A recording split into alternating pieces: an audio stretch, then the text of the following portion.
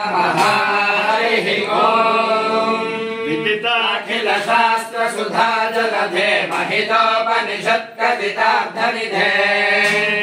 हृदये कलये विमलं चरणं भवशङ्कर देशिकमे शरणम् करुणावरुणालय पालय मां भवसागर दुःखविदोनहृदम् रचिताखिल दर्शन तत्त्वमिदं भवशङ्कर देशिकमे शरणम् भवता जनता सुहिता भविता निजबोध विचारण चारुमते कलयेश्वर देव विवेकविदं भवशङ्कर देशिकमे शरणम् भव एव भवानिति मे निरतां समजायत चेतसि कौतुकता मम वारय मोह महाजलधिं भवशङ्कर देशिकमे शरणम् सुहृदेधिहृदे बहुधा भवतो भविता सरदर्शनलालसता अतिदीनमिमं परिपालय मां भवशङ्कर देशिकमे शरणम् जगदेव विदृङ्गलिताकृतयो विचरन्ति महामहसश्चलतः अहिमांशुरिवात्र विभासि गुरो भवशङ्कर देशिकमे शरणम् गुरुपुङ्गवपुङ्गवकेतनते समतामयता न हि कोऽपि सुधीः शरणागतवत्सल तत्त्वनिधे भवशङ्कर देशिकमे शरणम् विदितान मया विशदैककला न च किञ्चन काञ्चनमस्ति गुरो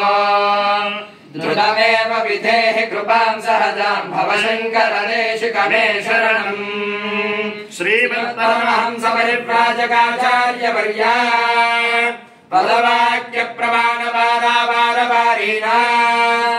यमनियमासन प्राणायाम प्रत्याहार धारणा ध्यान समाध्यष्टांग योगानुष्ठान निष्ठा तमश्चक्रवर्ती अनाद्य विच्छिन्न श्री शंकराचार्य गुरु परंपरा प्राप्ता षड्दर्शन स्थापनाचार्य व्याख्यान सिंहासनाधीश्वर सकल निगमागम सारहृदया सांख्यत्रय प्रतिपादिका वैदिक मार्ग प्रवर्तका सर्वतन्त्र स्वतंत्र आदिराजधानी विद्यानगर महाराजधानी कर्नाटक सिंहासन प्रतिष्ठापनाचार्य श्रीमद्राजाधिराज गुरु भूमंडलाचार्य ऋष्यशृंग परवराधीश्वर तुंगभद्रातीरवासी श्रीमद्विद्याशंकर पाद पद्माराधका श्री शृंगेरी जगद्गुरु श्रीमदभिनव विद्यातीर्थ महास्वामी गुरु करकमल संजाता